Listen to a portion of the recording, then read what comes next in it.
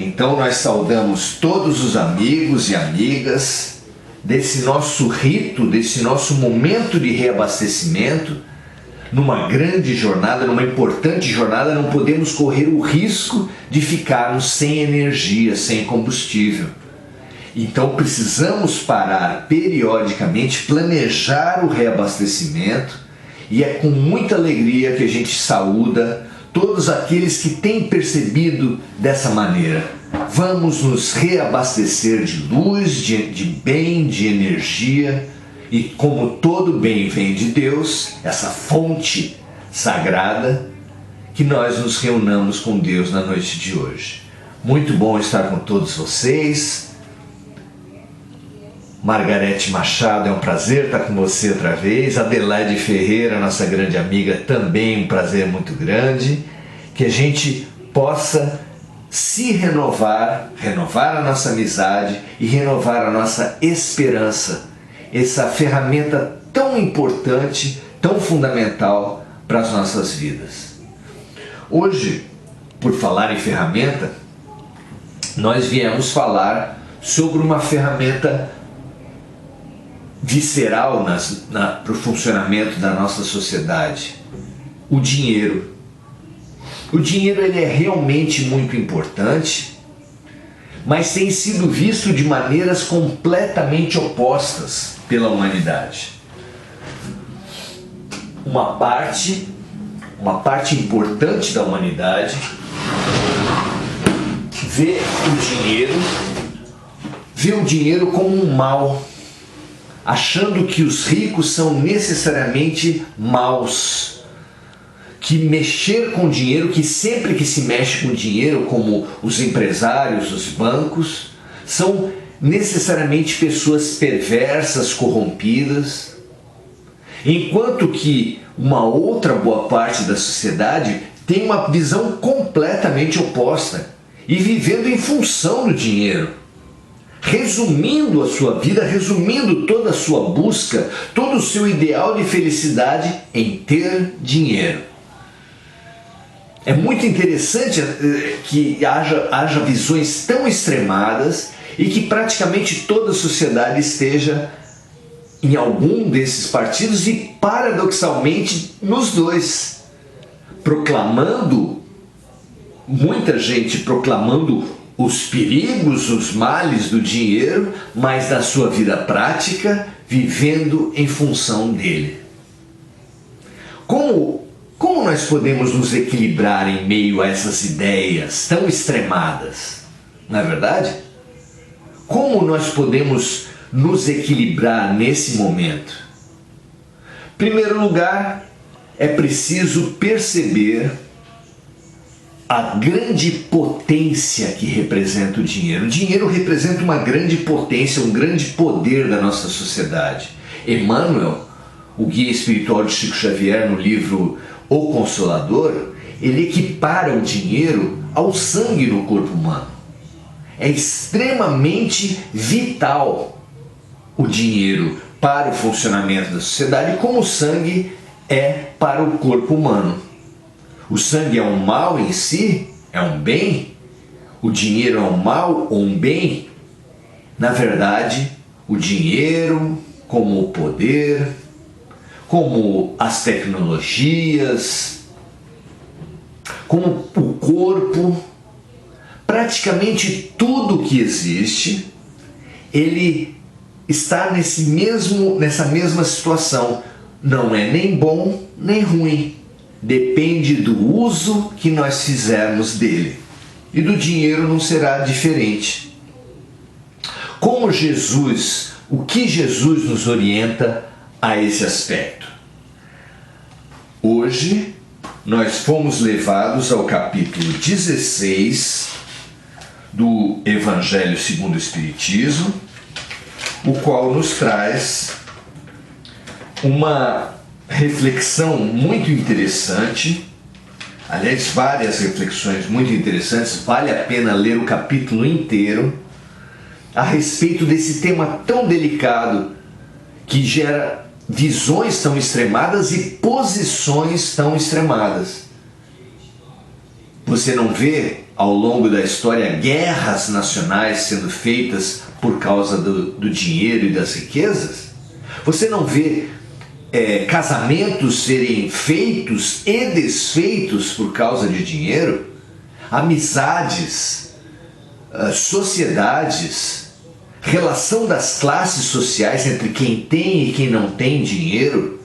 O quanto de exploração, violências, assassinatos, guerras tem invadido instituições as mais variadas, inclusive nobres como as religiões, que hoje, nas quais boa parte delas hoje o dinheiro assume um papel central, tão importante que alguns falam de uma teologia da prosperidade. Hoje é muito comum se ver pastores, se ver líderes espirituais com malas de dinheiro, cultos feitos à base do dinheiro. E o que há de bem, o que há de mal, o que há de certo, o que há de errado nessas posturas, nas nossas posturas frente ao dinheiro. Nesse momento de transição, nesse momento de reconstrução depois da pandemia, parece não haver dúvidas da importância de revermos tudo isso. Não foi trágico que durante a pandemia grandes quantidades de recurso público destinados à compra de insumos de saúde, como respiradores, remédios, máscaras, de material de todo tipo, hospitais de campanha, UTIs, etc., tenha sido desviado, mesmo em meio a uma catástrofe.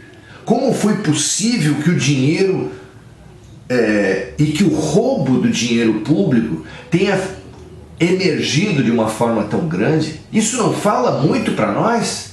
Não fala da importância de nós pensarmos a respeito disso?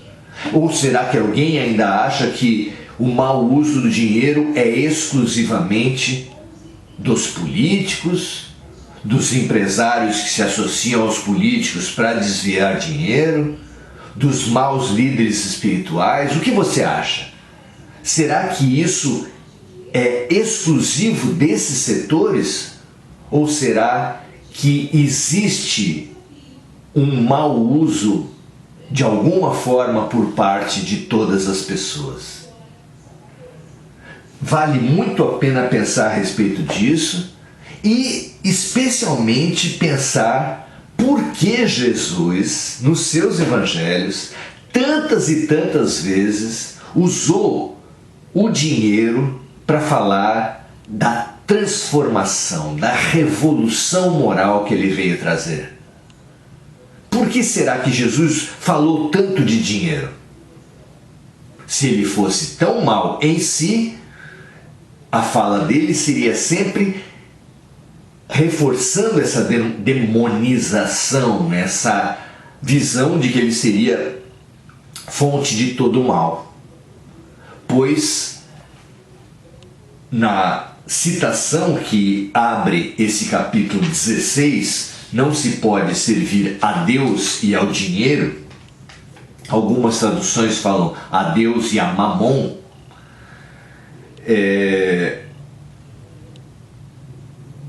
Kardec seleciona as seguintes passagens do Evangelho. Ninguém pode servir a dois senhores, porque ou odiará um e amará o outro, ou se afeiçoará a um e desprezará o outro. Não podeis servir ao mesmo tempo a Deus e ao dinheiro. Depois, isso está em Lucas, capítulo 16, versículo 13. Numa outra passagem, o trecho do evangelho escolhido é o seguinte: então um jovem se aproximou dele e lhe disse: bom mestre, o que é preciso que eu faça para adquirir a vida eterna? Jesus lhe respondeu: por que me chamais bom? Só Deus é bom. Se quereis entrar na vida, guardai os mandamentos.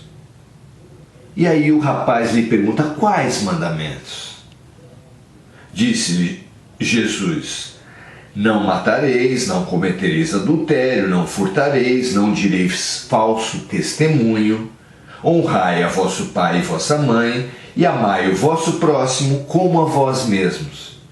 O jovem lhe respondeu: tenho guardado todos esses mandamentos desde a minha juventude. Que me falta ainda? Perguntou o jovem para ele. Jesus lhe disse: se quereis ser perfeito, ide e vendei o que tendes e dai aos pobres, e tereis um tesouro no céu. Depois vinde e me segui. O jovem, ouvindo essas palavras, foi-se embora muito triste, porque tinha grandes bens. E Jesus disse aos seus discípulos: em verdade vos digo que é bem difícil que um rico entre no reino dos céus. Digo-vos ainda uma vez, é mais fácil um camelo passar pelo buraco de uma agulha do que um rico entrar no reino dos céus. Está lá em Mateus, em Lucas e em Marcos, a mesma passagem em diferentes versículos. Aparentemente, essa passagem reforçaria a demonização do dinheiro e a condenação universal dos ricos. Mas existe uma questão de tradução que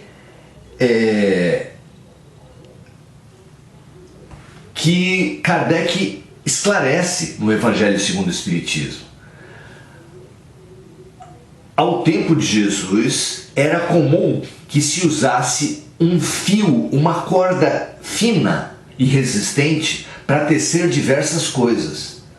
Essa corda era feita com o entrelaçamento de fios de camelo. E popularmente se chamava essa corda de camelo. Me veja 10 metros de camelo, 30 centímetros de camelo. O que se falava? Era um animal? Não, era a corda entretecida com pelos do animal.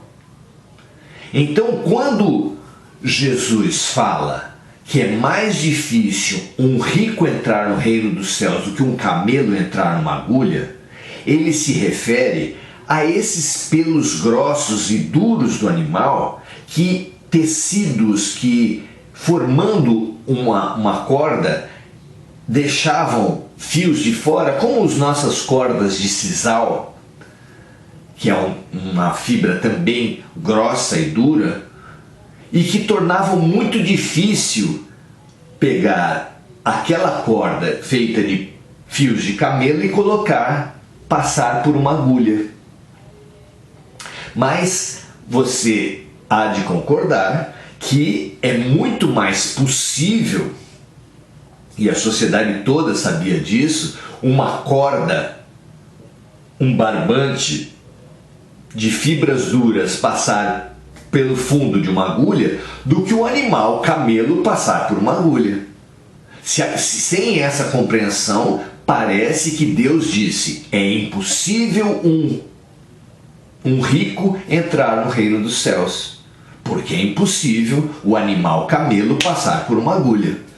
Mas com esse entendimento da cultura judaica, nós podemos entender que é difícil a corda feita de fios de camelo passar pelo fundo de uma agulha, mas não é nada impossível.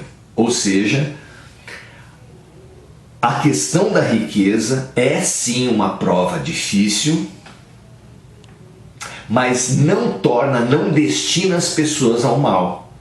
Como poderíamos crer que um Deus de amor apresentaria para a humanidade uma possibilidade que destinaria todas as pessoas que tivessem nessa condição ao inferno, o mal, o fracasso na vida? E essa ideia é simplesmente incompatível com a bondade, com a perfeição, com o amor de Deus. Então, sim, quem tem dinheiro toma muitas e muitas decisões a mais do que quem não tem dinheiro nenhum. Se você já acompanhou um homem de rua ou um carrinheiro, uma pessoa miserável, a pessoa, quanto mais pobre, menos decisões ela tem para tomar.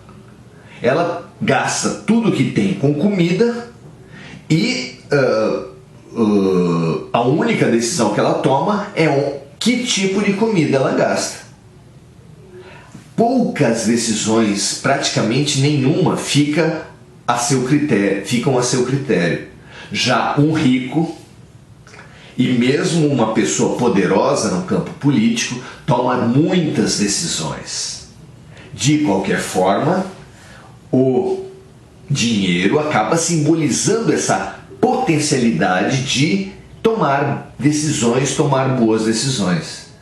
Então, numa outra passagem fabulosa, em que Jesus se utiliza do dinheiro para ensinar, nos ensinar a bem trabalhar a lucidez, o discernimento, a capacidade de bem desenvolver as nossas capacidades, os nossos talentos, as nossas riquezas,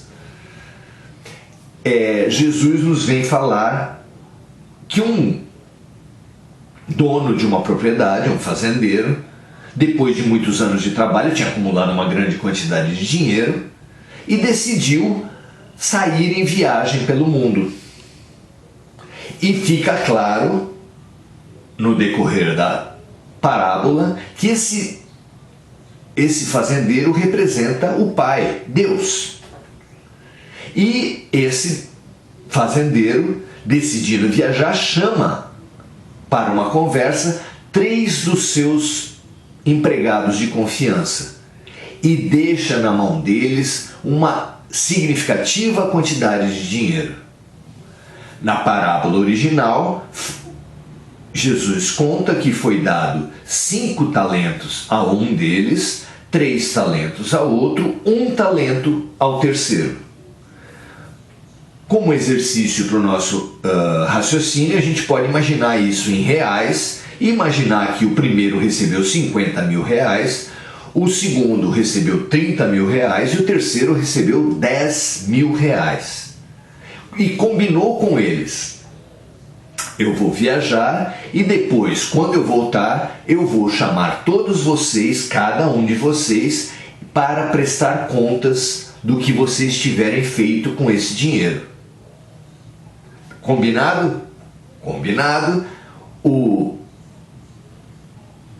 fazendeiro, que representa Deus nessa passagem, e os empregados que nos representam, cada um de nós, nas nossas atitudes perante não apenas o dinheiro, mas todas as riquezas, os talentos e as capacidades humanas, se acertaram assim e o fazendeiro foi.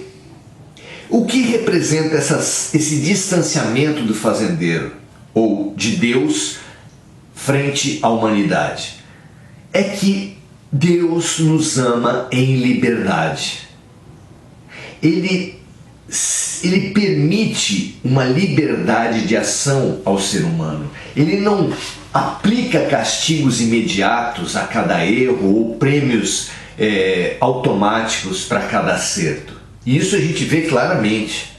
Pessoas boas não recebem necessariamente ou sempre recompensas, e as pessoas más muito menos recebem punições. A gente não sabe disso? Então, esse fazendeiro se afastou e durante alguns anos viajou e deu Jesus, então, a noção clara da liberdade que Deus concede ao ser humano. Quando voltou, o patrão, como combinado, chamou os empregados à prestação de contas.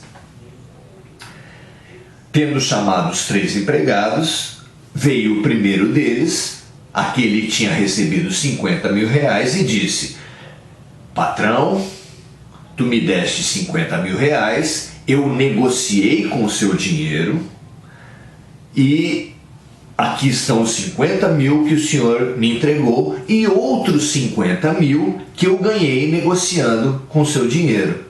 O patrão ficou surpreso com aquele empregado e disse: tu és bom, meu bom e fiel empregado. Foste bem no pouco, mais lhe será dado. Coloca-te à parte que nós já acertaremos isso. Veio o segundo empregado que tinha recebido, na nossa comparação, 30 mil reais e fez uma prestação de conta muito semelhante ao primeiro e disse: aqui estão os 30 mil que tu me deste, patrão, e aqui estão outros 30 mil que eu obtive negociando com o dinheiro que tu me deste. E o patrão deu exatamente a mesma resposta do primeiro: bom e fiel empregado. Fostes bem no pequeno, no pouco, mais lhe será dado. Fica à parte que nós já acertaremos essa situação. Acabada a prestação de conta deste segundo empregado, o terceiro ficou claramente incomodado, ameaçava sair do ambiente, mas o fazendeiro o chamou à prestação de contas. Então, chegou a sua vez. O que tu me dizes do dinheiro que eu te dei? Aquele empregado pediu licença, se afastou alguns metros de onde eles estavam, levantou uma pedra, cavou debaixo dessa pedra, retirou um saco que estava fortemente amarrado, abriu esse saco, pegou o dinheiro e ali estavam os 10 mil reais que ele tinha recebido com as mesmas notas e entregou ao patrão. A reação foi totalmente oposta. Ele disse: por que fizeste isso? E ele falou: por medo, porque eu sei que tu és um patrão severo, que ia prestar contas, que ia exigir as contas rigorosamente. Mas o que tu fizeste? Diante disso, eu guardei o seu dinheiro, escondi bem escondido e agora te devolvo integralmente. Numa das versões dos evangelistas, o patrão depois fala: mas por que tu não colocaste esse dinheiro no banco? Pelo menos eu receberia o rendimento dele nesses anos todos que estive afastado. Mas ele falou: esse medo me paralisou.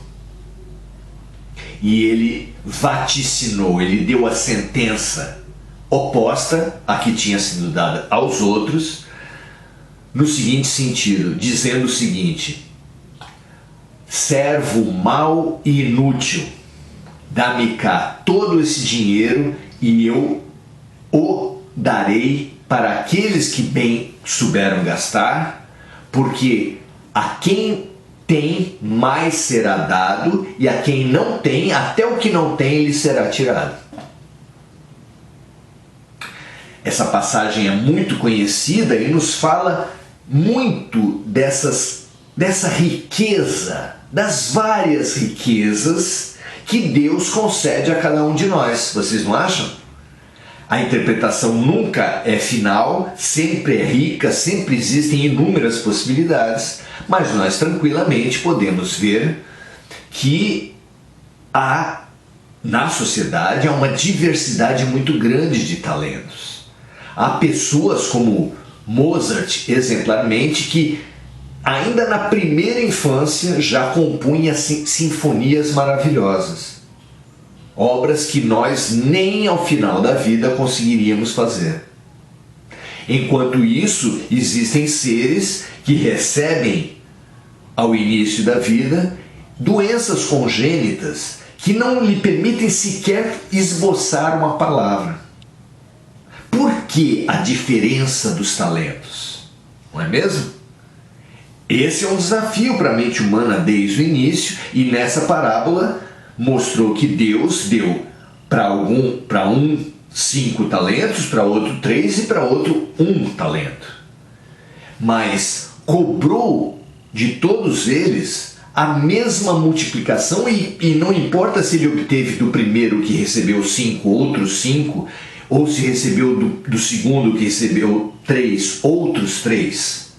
Não é por isso que Deus mede o sucesso no uso dos talentos, mas sim pela boa vontade, pelo trabalho, pelo investimento, pelo negócio. E negócio é uma palavra preciosa nessa parábola, porque ela sugere negar o ócio, negar a paralisia, negar a inação, o não fazer nada, que é exatamente o que o terceiro servo fez ao enterrar os seus talentos. Então, o dinheiro em si não é um mal, mas o uso que fizermos dele é que vai determinar se nós seremos bons ou maus a partir desse dinheiro, dessa riqueza, desses talentos que nós receberemos da vida. Não é precioso isso? Nesse mundo em que as pessoas que querem o dinheiro enterram seus talentos, guardam avaramente para si, para suas famílias, fechando as suas possibilidades, amesquinhando as suas vidas, e aqueles que desprezam o dinheiro meio que acabam negando as possibilidades da sua vida. Na comparação de Emmanuel, acabam criando uma hemorragia nas suas vidas, abrindo mão, negando o trabalho, fechando as possibilidades. O que será que nós devemos fazer com dinheiro em nossas vidas? O que será que nós devemos fazer com dinheiro nesses momentos? Claro que as questões individuais são da reflexão de cada um, e claro que nós não temos possibilidades de dar receita para ninguém, mas essa visão de Jesus nos sugere muita coisa. Nós não podemos, pegando a primeira mensagem, servir a Deus e ao dinheiro. Isso Jesus deixa claro. Por quê? Como interpretar uma situação dessa? Quem for de Deus não pode mexer com dinheiro? Não. A chave dessa primeira mensagem de Jesus está na palavra servir. Ninguém pode se submeter ao mesmo tempo e com a mesma intensidade à lógica do dinheiro e à lógica do amor, que é o nome de Deus. Ou bem você serve a uma, ou bem você serve a outra, ou bem você procura um casamento de conveniência para aumentar o seu patrimônio, ou bem você busca usa na busca para encontrar o seu cônjuge da questão de Deus, Deus sendo amor, da questão do amor. O que tem feito, tem norteado a sua vida? É fácil perceber que logo assim que uma criança nasce e precisa de um padrinho para batizar, as pessoas já pensam no padrinho pelo critério econômico e não pelo critério afetivo. Muitas vezes.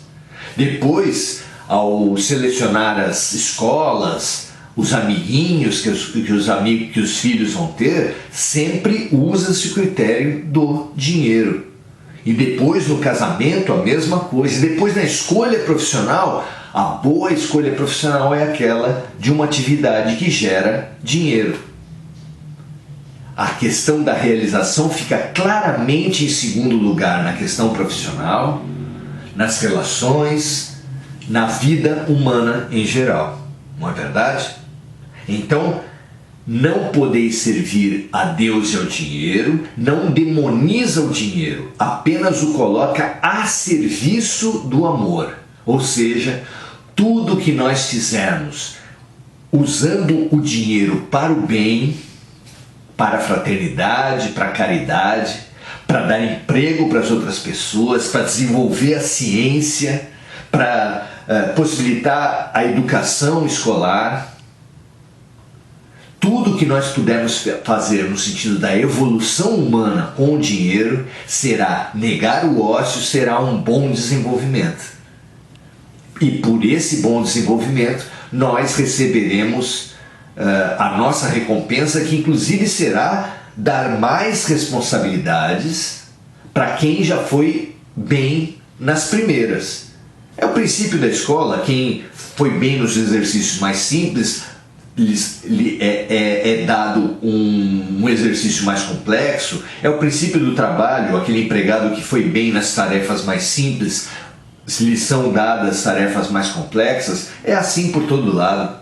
Isso é absolutamente natural. Ao passo que aquele que foi mal nas tarefas simples, até as tarefas simples que lhe foram dadas lhe seriam tiradas. Isso também acontece por todo lado. Ninguém vai deixar num trabalho alguém com uma ferramenta com a qual ele se machucou outras pessoas, quebrou as coisas, etc.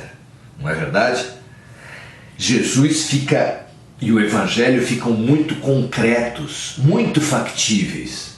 Nós que saímos dessa pandemia com mais ou menos dinheiro, com mais ou menos talentos, mais ou menos possibilidades, somos convidados na noite de hoje a fazermos um inventário de todas as capacidades, as potencialidades, as riquezas que nós possuímos, abrangendo sim o dinheiro, abrangendo sim o poder, a influência que nós temos sobre as pessoas, mas também cada uma das nossas capacidades, cada uma das nossas possibilidades, deixando claro que quem usar bem, mais terá. E eu gosto muito de fazer uma comparação com o ambiente escolar, que é um ambiente que praticamente todos nós vivemos. Então, vamos supor que o talento de 2 alunos numa aula como de matemática fosse destacadamente relevasse, mostrasse, exaltasse aqueles 2 alunos. Então, 2 alunos que por si teriam nota 8 na matéria de matemática que estivesse sendo dada. Imaginemos isso. Aquele que enterrasse os seus talentos, que se fechasse, que não movimentasse os seus talentos, quando viesse a prova, tiraria nota 8, claramente. E por que ele faria isso? Por necessidade de autoexaltação. O 8 dele ficaria maior quanto menor fosse a nota dos outros. Como ele queria se destacar, vaidoso, egoísta, ele teria buscado dessa maneira. Quantas são as pessoas que acham que se melhoram, se exaltam, cortando a canela do outro, que ficam maiores cortando a canela do outro? É uma enganação que perpassa todos os ambientes, o esportivo, as artes, as relações condominiais, a política. Por toda parte a gente vê esse padrão de atitude. Pois nosso outro aluno, também nível 8, vamos supor que ele fosse uma alma mais generosa, que se propusesse ensinar outros amigos, fazer grupos de estudo para a prova. Sabe o que acontece com essas pessoas? Nós sabemos. O que acontece é que no exercício de ensinar os seus colegas, a pessoa consolida, aumenta, expande o seu conhecimento. Isso quer dizer que ao final da prova ele tiraria 9, 9,5, pelo menos um 8,5, porque no exercício de ajudar os amigos, ele ampliou e aprofundou o seu aprendizado. E isso também nós encontramos por toda parte, ao ponto de usar o 12º passo dos 12 dos Alcoólicos Anônimos, ou seja, o último passo para a gente consolidar uma cura com relação aos mais diferentes vícios humanos, como sexólatras, alcoólatras, drogas, consumidores compulsivos, mulheres que amam demais. Há uma grande gama de vícios humanos que recebem ajuda desses 12 passos. E o 12º passo é exatamente ajudar outras pessoas que estejam na mesma condição que nós.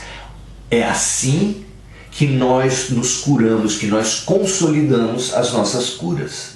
É assim que o aluno aprende mais, o que condiz completamente com o fabuloso pobrezinho de Assis, Francisco de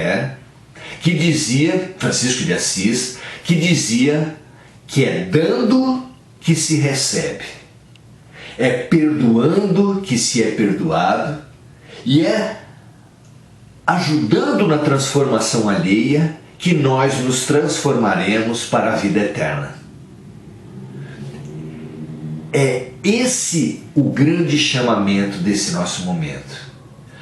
Não queimarmos dinheiro, não negarmos e darmos o dinheiro sem critério, mas multiplicar, negar o ócio, ultrapassar o medo e ajudar se ajudando, instalando processos de estudo, de aprendizado, de trabalho, de emprego, que favoreçam uma nova ética, uma nova maneira de relações humanas, uma solidariedade maior entre as pessoas.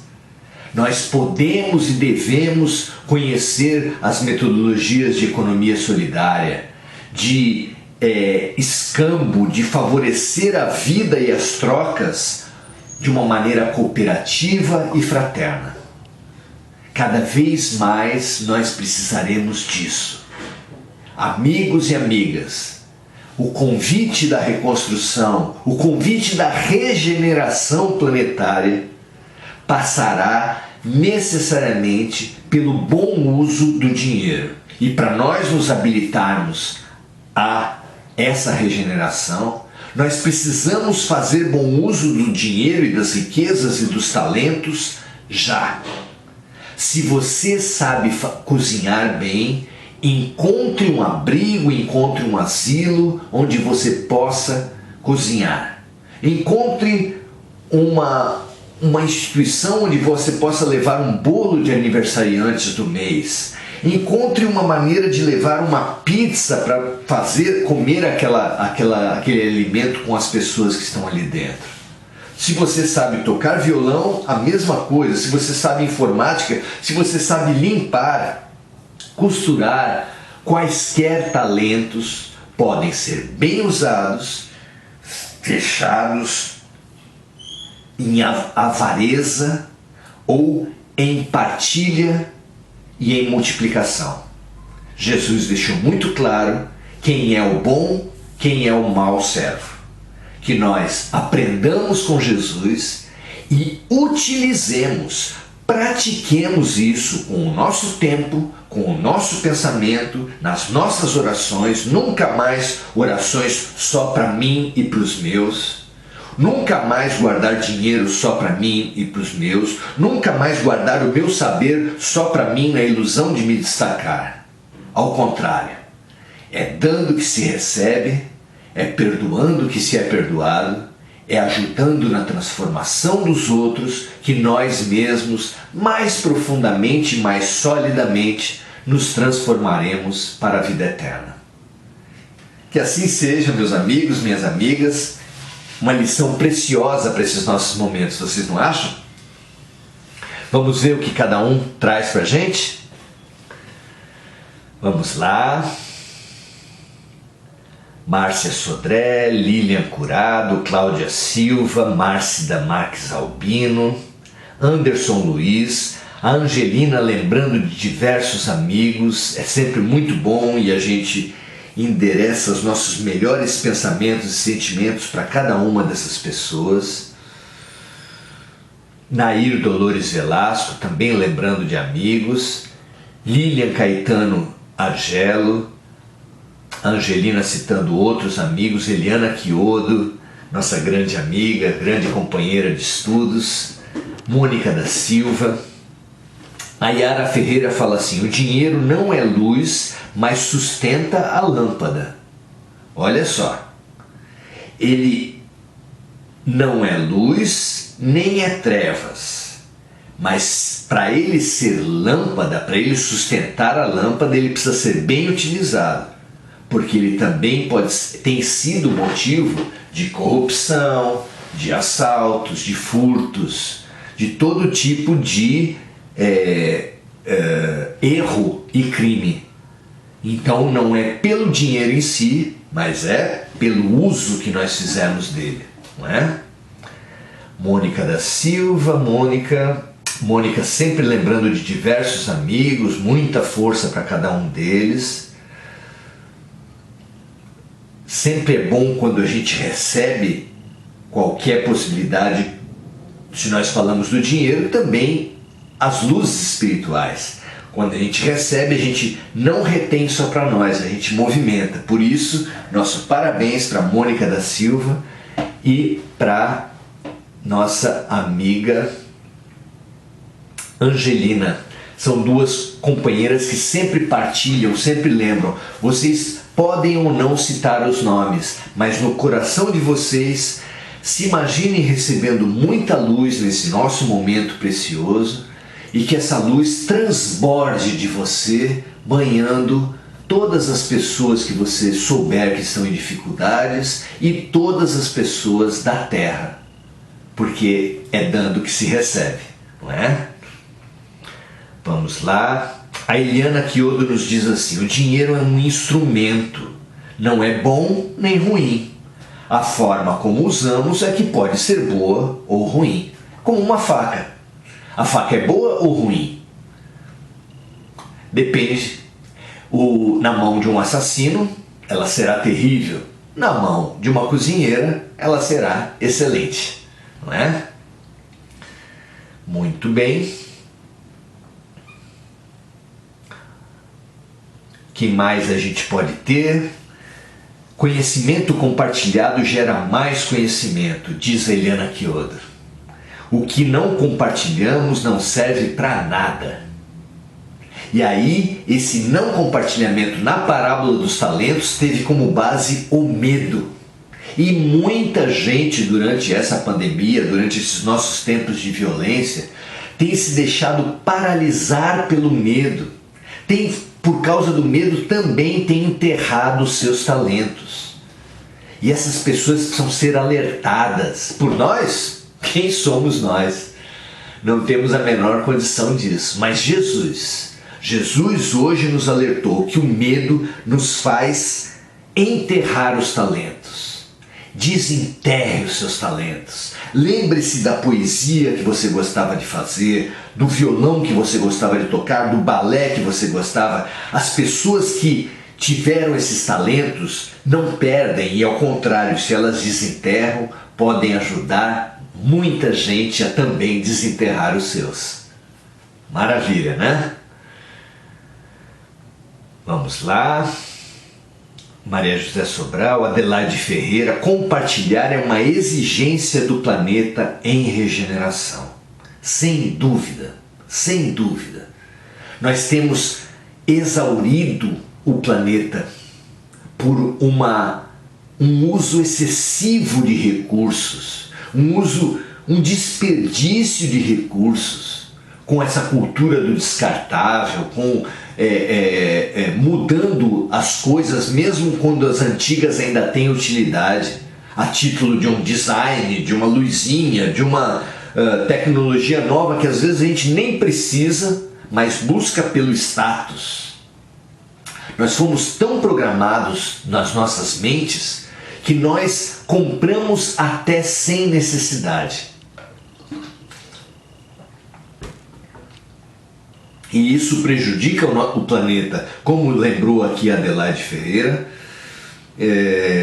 prejudica o planeta tanto na extração exagerada de recursos naturais para a fabricação, quanto no lixo que é gerado por esse consumismo, que já entulha os nossos mares, entulha os nossos rios, entulha a nossa atmosfera e entulha até, parece incrível, o espaço sideral à volta da Terra.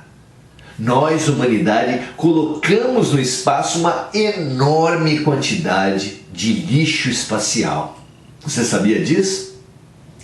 Isso é mais um dos sintomas do nosso desequilíbrio profundo. Então, e isso também é desperdiçar talentos, isso também é mau uso, e por tudo isso nós responderemos. Inclusive, deixando de herança para os nossos filhos e netos, nossos maiores amores. Sabe qual é parte da herança que nós deixamos para eles?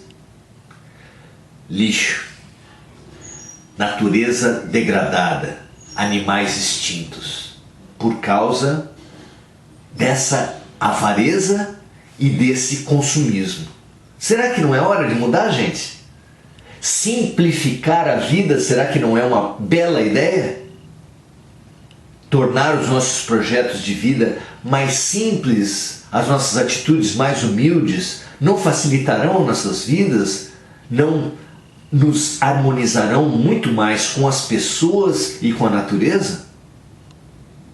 Não é à toa que Mahatma Gandhi marcou sua vida pela simplicidade, que Siddhartha Gautama, o Buda, marcou sua vida pela simplicidade, que Madre Teresa, Irmã Dulce, Chico Xavier marcaram suas vidas pela simplicidade.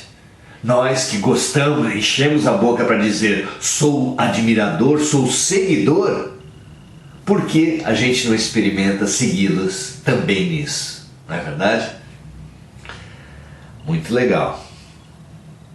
Flávia Olivares falando que foi muito boa a reflexão dessa noite. A Márcia Sodré, que estudo espetacular. As pessoas acham que dinheiro não é para ser falado em campo do espiritualismo. É esse velho vício, esse velho partido de demonização do dinheiro. Não há por que fazer isso, mas também não há por que endeusar o dinheiro. Claro que não. Temos que buscar com determinação o equilíbrio e a lucidez que nos fará bem utilizar o dinheiro. Aí sim, isso sim merece toda a nossa atenção. A Lilian Curado nos diz assim: não tinha parado para pensar sobre esse aspecto envolvendo dinheiro. Compartilhamento de atitudes, aplicando com humildade e sabedoria, com enriquecimento interno, sempre propagando o amor. Para esses ambiciosos que querem ser os homens e mulheres mais poderosos do mundo, mais ricos do mundo, a gente lembra Jesus que fala: de que adianta ganhar o mundo todo e perder a sua alma? Então, a título de uma vida de 50 anos de sucesso ilusório, nós jogamos fora vários séculos, várias vidas sucessivas de comprometimento pela exploração do outro, pela corrupção, pelo assassinato. Será que é um bom negócio? Certamente não. Certamente estamos deixando o nosso próprio tempo de vida, deixando nossos próprios talentos, deixando heranças venenosas para os nossos filhos e netos, e talvez para nós mesmos, quando reencarnarmos, teremos que, como parte da regeneração, reciclar e regenerar todo esse rastro de ignorância e de violência que nós temos deixado. Não é verdade? Que nós, com essa reflexão da Lilian, essa questão de deixar um rastro de amor, de solidariedade, de simplicidade, de responsabilidade. Precisamos ser mais responsáveis. Precisamos dar utilidade para todos os nossos talentos, a começar pelo nosso tempo. Não se orgulhe com passatempos, com práticas sem sentido. É tempo de bem utilizar, é tempo de luz. Sigamos nesse sentido. Que Deus nos propicie um novo momento de renascimento no corpo e no espírito. Que assim seja. Até a próxima. Domingo, 5 horas, estaremos aqui novamente. Um grande abraço para você. Compartilhe esse nosso momento. Você vai encontrar uma boa razão e uma boa lembrança para partilhar. E, se você se interessar, não se esqueça dos nossos livros, pois todo o rendimento vai para a Fraternidade Sem Fronteiras. É, sem dúvida, um dos muitos exemplos do bom uso do dinheiro. Um grande abraço, até a próxima!